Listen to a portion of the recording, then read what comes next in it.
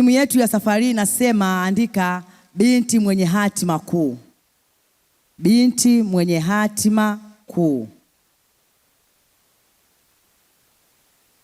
Haleluya.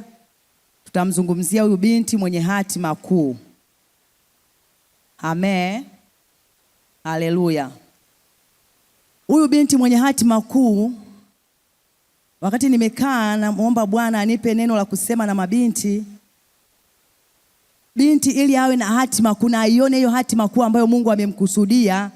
Kitu cha kwanza nikasema anategemea kwa Bwana. Andika, huyu binti mwenye hatima kuu anategemea kwa Bwana.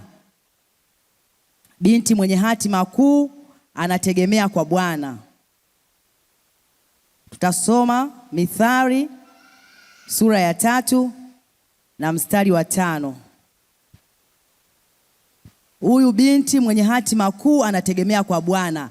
Yaani amemfanya Bwana kuwa ndio tumaini lake. Haleluya.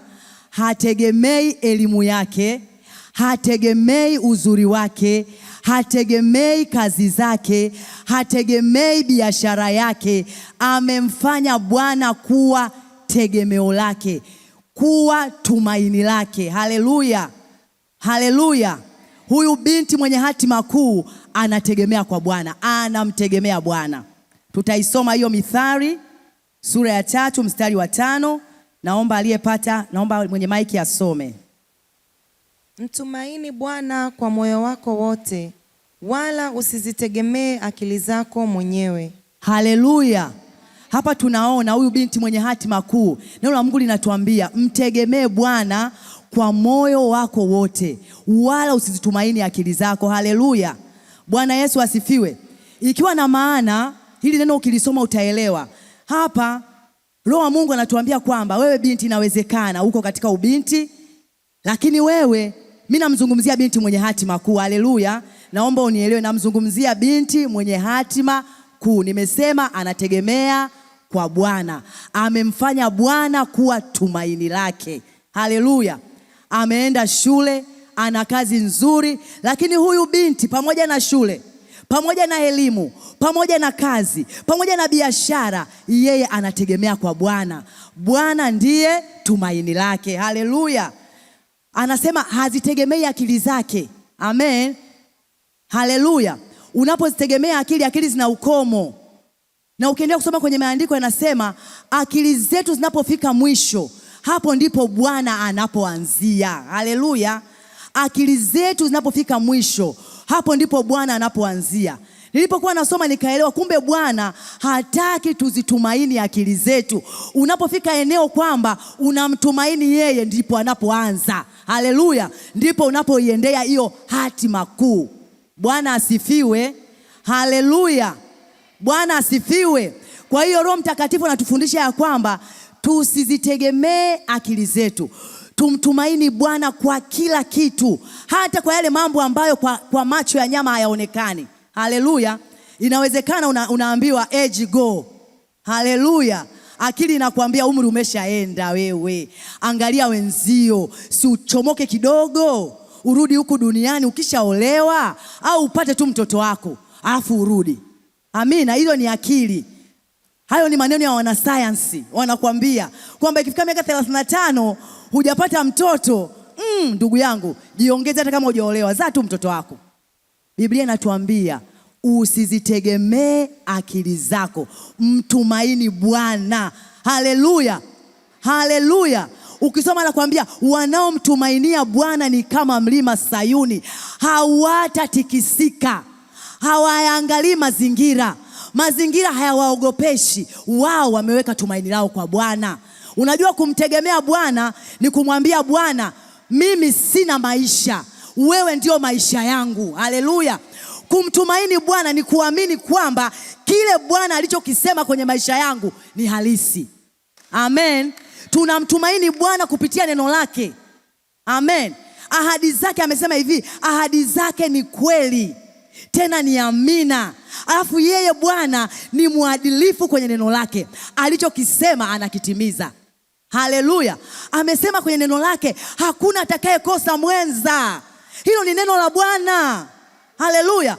Bwana anapokuangalia unamtumaini, unamwamini, neno lake linakuwa halisi kwenye maisha yako, kwamba hautakosa mwenza. Bwana asifiwe. Mshangilie Bwana. Haleluya.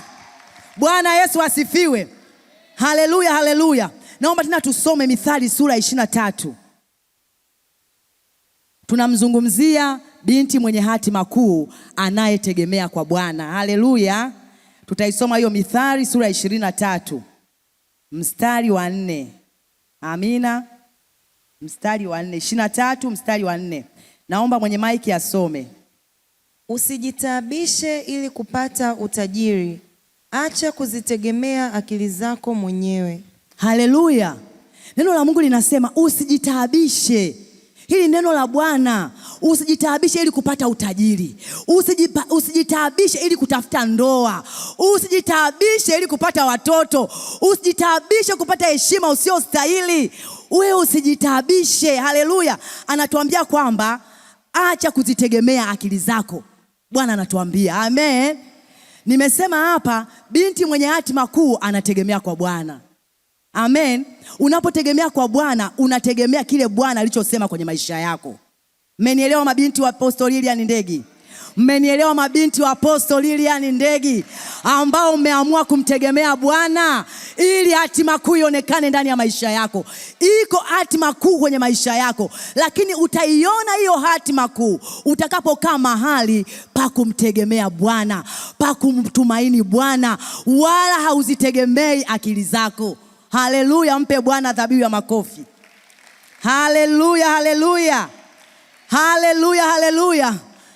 Unajua, unapomtegemea Bwana, Bwana anaona, yani unamtaharakisha Bwana kufanya, maana anakuona kabisa hauna mwingine. Tunaimbaga hapa, sina mwingine. Ni kweli hatuna mwingine. Wazazi, mashangazi, kuna sauti za mashangazi.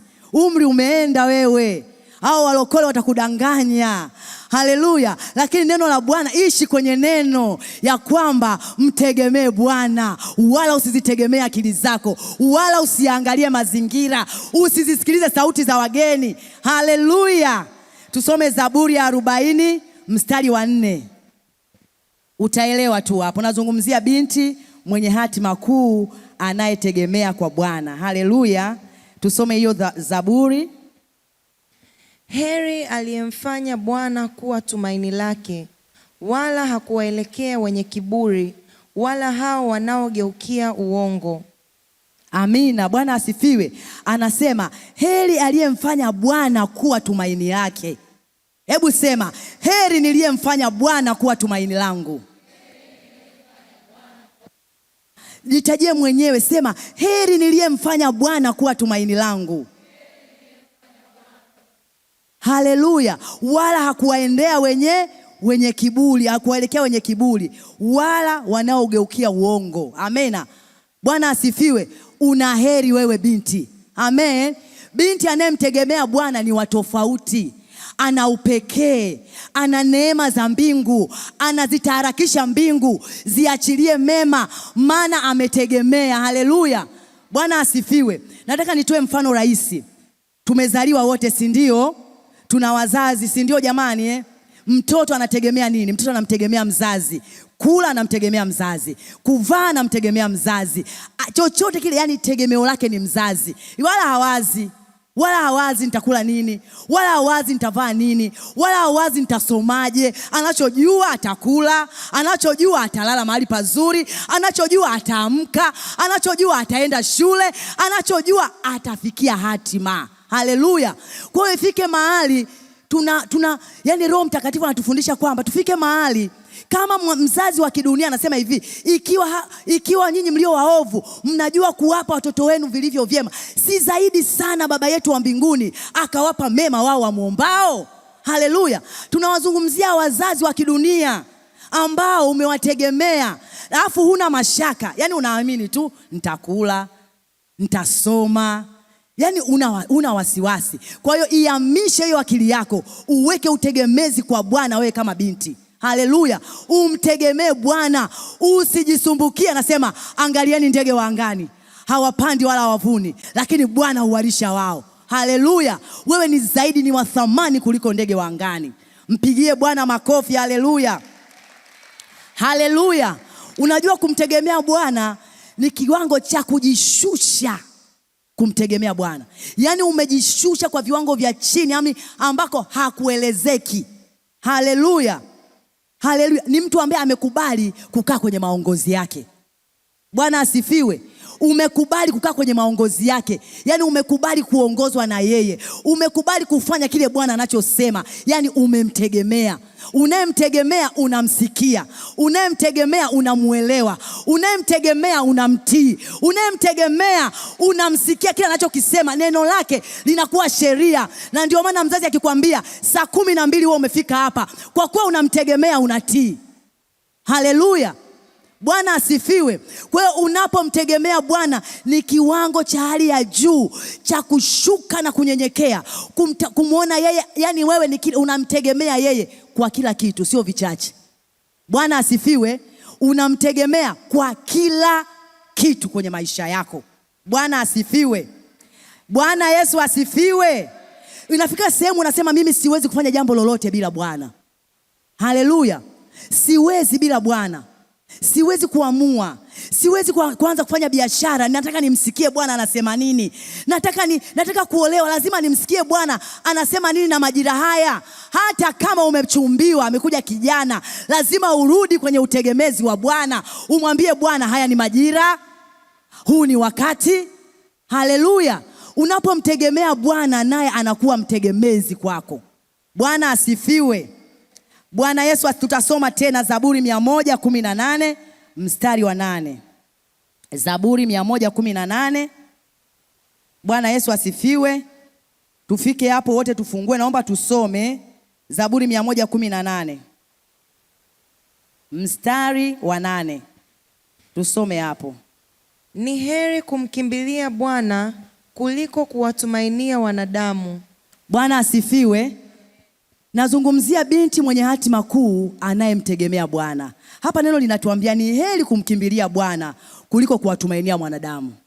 Unapokutana na changamoto unakimbilia wapi? Tumaini lako unaliweka kwa nani? Haleluya binti. Inawezekana kuna mambo hayaendi. Inawezekana kuna mahali umekwama. Haleluya. Unamkimbilia nani? Haleluya. We ni msichana. Kuna wakati huu mwili unachemka, si ndio jamani? Kuna wakati mwili unachemka.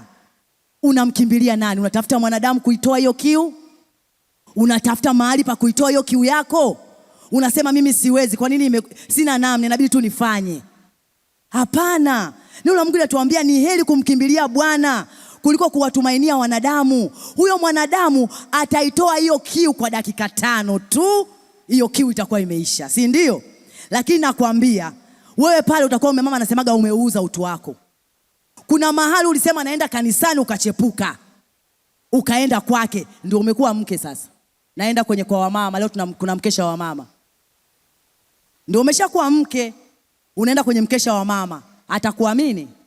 Kwa sababu wewe ukiwa katikati ya ubinti, ukiwa hivyo umemkiri Kristo, ulikuwa unachepuka, unadanganya nyumbani, unarudi, hauwezi kuaminika. Haleluya. Kwa hiyo ndio maana neno la Mungu linatuambia hivi, ni heri kumkimbilia Bwana kuliko kuwatumainia wanadamu. Unapoona hiyo hali, kimbia kwenye magoti, mwambie Bwana siwezi. Ijaze sifa moyo wako, muabudu Bwana, msifu Bwana. Mimi nakwambia ghafla hiyo hali inatoweka. Haleluya. Ainua malango ya sifa, msifu Bwana, muabudu Bwana, mwambie wewe ni mzuri, wewe ni mzuri, umeniumba kwa namna ya ajabu, unapendeza, unanitosha, wewe ni kila kitu kwangu. Utashangaa umevuka. Mpigie Bwana makofi. Haleluya, haleluya, haleluya, haleluya. Bwana Yesu asifiwe. Bwana asifiwe. Huyu binti anayemtegemea Bwana, haleluya, ana bidii katika kusikia. Ana bidii katika kusikia. Haleluya. Huyu binti mwenye hatima kuu anamtegemea Bwana, namzungumzia. Lakini ili amtegemee Bwana, ana juhudi katika kusikia. Andika hiyo pointi. Tutasoma pia hapo maandiko. Bwana asifiwe. Tutasoma Kumbukumbu la Torati 28 mstari wa 1 na wa 2. Karibu msomaji kama umefika.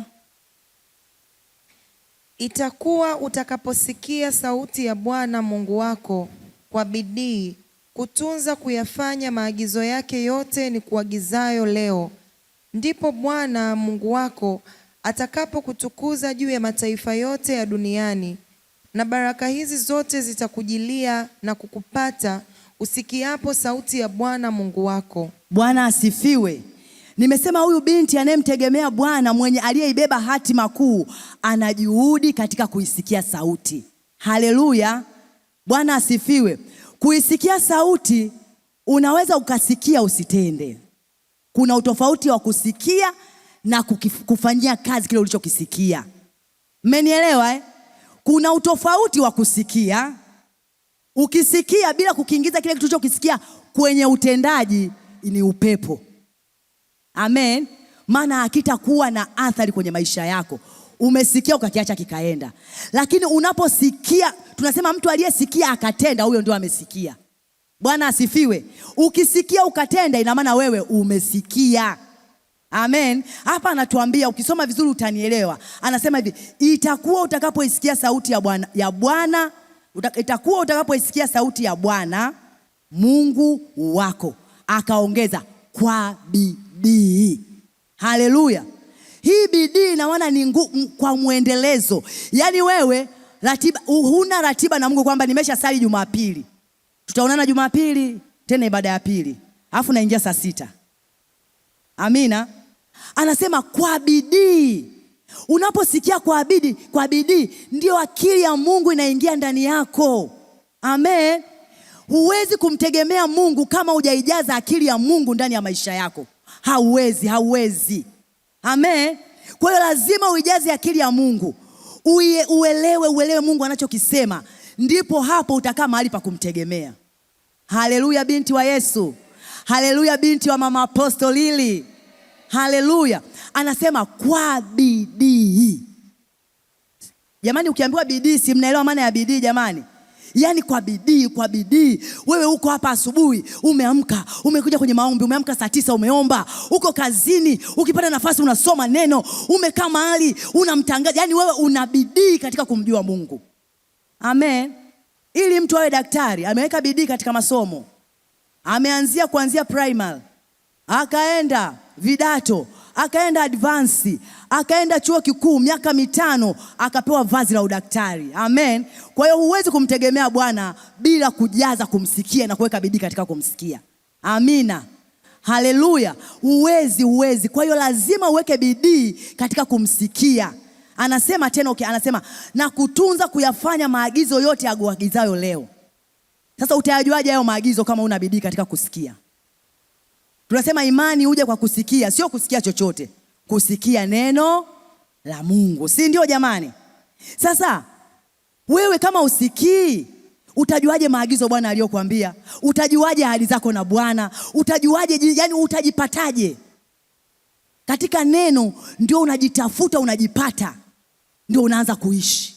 Amen. Ndio unaanza kutegemea, maana umesikia, umejua. Haleluya. Anasema ndipo Bwana Mungu wako atakapokutukuza juu ya mataifa duniani. Haleluya. Anasema ndipo Bwana Mungu wako atakapokutukuza kwa mataifa, sio taifa. Kwa mataifa duniani. Ina maana ulimwenguni kote utaanza kutukuzwa, utaanza kuiona hatima, mambo yataachiliwa, utapata kibali. Kila unachokifanya kinaachiliwa, kinaenda wepesi kwa sababu umeisikia sana sauti ya Mungu. Haleluya. Huwezi kumtegemea Bwana kama hujasikia kile ambacho anakufundisha ili uweze kumtegemea. Amen. Mmenielewa watumishi wa Bwana? Haleluya. Anasema neno lake unapolisikia ukaliingiza kwenye utendaji, wewe umesikia. Haleluya. Wewe umesikia.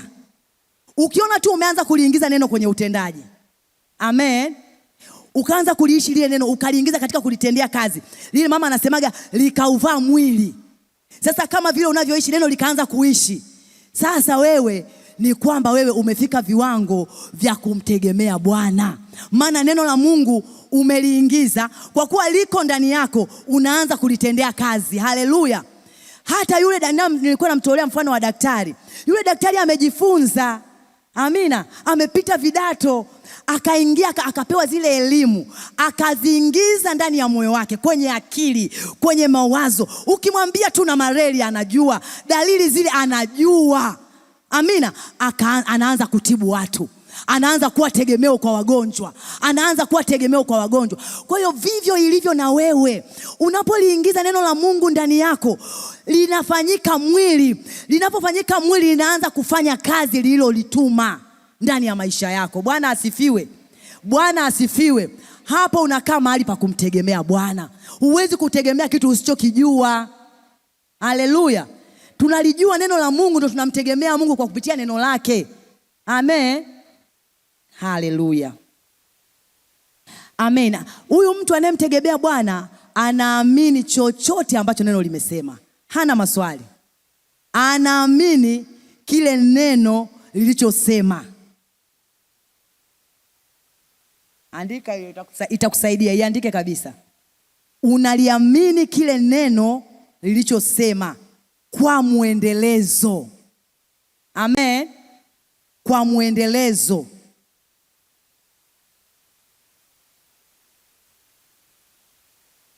Bwana asifiwe. Unapoishi kwa kumtegemea Bwana, ukasikia neno, umesikia kwa bidii, umeyatunza maagizo yake, umekaa mahali pa neno, ndipo hapo unapoanza kuiona ile hatima kuu ya maisha yako. Haleluya. Utaanza kuona mambo yanaenda. Utaanza kuona wepesi katika maisha yako. Hauta struggle katika kuanzisha vitu. Akili ya Mungu inaanza kufanya kazi. Unapata ubunifu. Amen. Unaanza kupata ubunifu. Kama ulikuwa unatafuta kazi upati, akili ya Mungu imeingia, kazi inakuwa ni nyepesi. Bwana asifiwe. Haleluya. Naomba tusome tena Yeremia 17 mstari wa 7. Naenda kumaliza, dakika chache tu nitamaliza. Yeremia, tusome Yeremia. Tufike hapo wote, tuisome hiyo Yeremia. Yeremia sura ya 17 mstari wa 7 na wa 8. Naomba usome kama umepata, mwenye maiki. Amebarikiwa mtu yule anayemtegemea Bwana, ambaye Bwana ni tumaini lake. Maana atakuwa kama mti uliopandwa kando ya maji, uenezao mizizi yake karibu na mto. Hautaona hofu wakati wa hari ujapo, bali jani lake litakuwa bichi. Wala hautahangaika mwaka wa uchache wa mvua, wala hautaacha kuzaa matunda. Haleluya. Nataka tuusome huo mstari wa 8. Tumeona hapo juu ametuambia hivi, amebarikiwa mtu yule amtegemeaye Bwana, ambaye Bwana ni tumaini yake. Huyo mtu amebarikiwa. Haleluya. Tusome sasa mstari wa 8 wote, tuwe hapo tusome kwa pamoja. 1, 2 tusome. Maana atakuwa kama mti uliopandwa kando ya maji, uenezao mizizi yake karibu na mto. Hautaona hofu wakati wa hari ujapo, bali jani lake litakuwa bichi. Wala hautahangaika mwaka wa uchache wa mvua, wala hautaacha kuzaa matunda. Haleluya. Ametuambia hapa amebarikiwa mtu yule amtegemeaye Bwana. Amen. Ambaye Bwana ni tumaini lake. Anatuambia sasa hapa baraka. Amesema huyo mtu anayemtegemea Bwana, anasema maana atakuwa kama mti. Haleluya. Uliopandwa kando ya maji, uenezao mizizi karibu na mto. Amen. Mzizi wake na maana umekaa kwenye connection. Wakati nasoma nikasema hii mizizi inamaanisha nini? Anasema uenezao mizizi yake karibu na mto. Ina maana huyu mtu anamtegemea Bwana. Kwa hiyo ameeneza mizizi yake katika kusikia. Yani linapokuja mizizi yake ameeneza katika kando ya mto, ina maana yani anapopitia kwenye mazingira magumu, neno limejaa ndani yake, anapata majibu kwenye kile anachokipitia. Bwana asifiwe. Anayaona majibu, wala hapati shida wakati wa hari. Amen. Anapopitia kwenye changamoto, kwa kuwa neno limejaa ndani yake, ana ubichi ndani ya moyo, huyo mtu a struggle, neno lenyewe linaleta majibu. Haleluya. Mahali asipoweza, kwa kuwa amejipanda kando kando ya vijito, neno la Roho Mtakatifu anamletea neno mwenyewe. Unayaweza mambo yote. Katikati ya kushindwa anapata neno, unayaweza mambo yote. Wakati unamuona haeleweki, anamwambia wewe, nimekuumba kwa namna ya ajabu. Huo ni mtu uliopandwa kando ya vijito vya maji. Roho wa Bwana anakuwa ni active. Haleluya. Hata anapopita kwenye changamoto yoyote, neno la Bwana li hai ndani yake, linamwambia usiogope, niko pamoja na wewe, nitakupigania, nitakushindia. Haleluya. Haleluya. Anasema atakuwa kama mtu uliopandwa kando kando ya vijito vya maji. Vijito vya maji ina maana Roho wa Mungu yu karibu yake sana. Yuko makini kumsaidia, yuko makini kumuongoza, yuko makini kumuongoza njia, yuko makini kumwelekeza. Hapati changamoto yoyote. Haleluya. Haleluya. Haleluya. Akili ya Mungu inampa kung'amua mambo. Haleluya. Ndio maana yake ya kwamba atakuwa kama mtu uliopandwa kando kando ya vijito vya maji, wala hataona njaa wakati wa hari. Ina maana shida ikija, amejaa neno. Neno linaachilia majibu. Roho wa Bwana anafunua majibu kutokea kile alichokibeba ndani yake. Haleluya. Mungu afanyi nje ya kile ulichonacho ndani yako. Uweka bidii katika kusikia neno. Uweka bidii katika kusikia neno. Roho wa Mungu hawezi kujifunua kwako kwa viwango ambavyo hujamuelewa, hujamjua. Lazima umjue, kwa sababu akijifunua kwa viwango ambavyo hujamjua, utaogopa, utachanganyikiwa, utaelewa kwanza. Amen. Lakini ukimuelewa, ndio maana nakwambia weka bidii katika kusikia neno la Bwana. Bwana Yesu asifiwe. Mpe dhabihu ya shangwe Roho wa Bwana. Mpe dhabihu ya shangwe Roho wa Bwana. Haleluya, haleluya. Haleluya, haleluya. Nilikuwa namsoma huyu mwanamke anaitwa Esther. Esther alikuwa na bidii katika kusikia. Alafu akusikia tu. Huyu Esther alitunza kuyafanya. Alitii maelekezo. Mara ngapi Apostle Lilian amesimama akisema na maisha yetu, akituelekeza kama mabinti, akitufundisha. Hivi mnajua huyu mama hana hasara? Labda tu nikuambie, hana hasara, lakini ana ile roho ya kiungu ndani yake inaugua. Ndio maana anajikuta inabidi tu aachilie mema. Mama na watoto wake. Amina. Lakini kwa nini mama anaugua na mabinti? Mara ngapi mama amekuwa akikaa natamani kukuona binti unasimama. Mama anajua hapa ndio mahali pako pa kuifikia hatima kuu. Haleluya. Anajua binti akisimama hapa, binti akikaa hapa, binti akiwa na ufahamu, binti akiwa na akili ya Mungu, binti akiwa mchaji, binti akiwa na bidii kwenye maombi, binti akiwa anasoma neno, huyu binti ana hatima kuu. Haleluya. Bwana asifiwe. Unamuona binti mwenye hatima kuu? Unajiona ni binti mwenye hatima kuu? Weka bidii katika kusikia.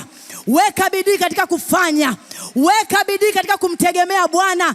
Mazingira yasikuogopeshe. Mifumo ya wanadamu isikuogopeshe. Maneno ya familia yasikuogopeshe. Wewe tegemea Bwana, naye atazifanikisha njia zako. Anasema atayanyosha mapito yako. Mtegemee Bwana. Haleluya. Simama ukimshangilia Bwana. Mtegemee Bwana binti wa Yesu. Mtumaini Bwana binti wa Yesu. Mtegemee Bwana ili ufikie hatima kuu. Hatima kuu haipatikani.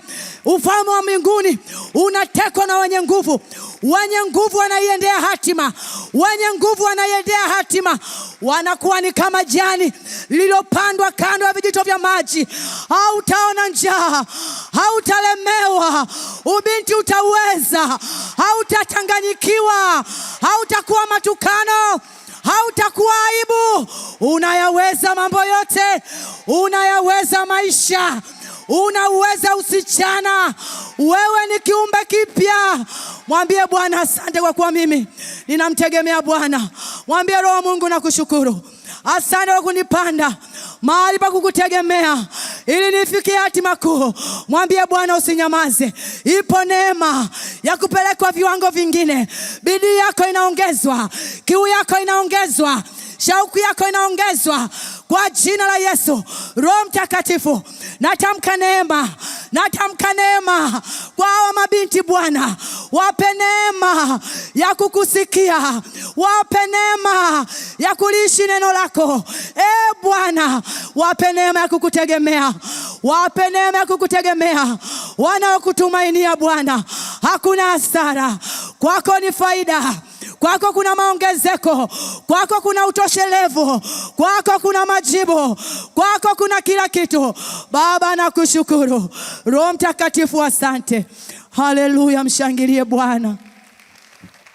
Haleluya, mpe Bwana dhabihu ya shangwe. Kama unajiona binti ambaye anamtegemea Bwana, binti ambaye ameweka bidii katika kusikia, binti ambaye amejipanda katika akili ya Mungu, binti ambaye amepandwa kando kando ya vijito vya maji, yeye na Roho wa Bwana wako pamoja majira yote, nyakati zote. Roho wa Bwana yuko hai, yuko kumwelekeza, yuko kumfanikisha. Haleluya, haleluya. Mungu awabariki. Nimemaliza.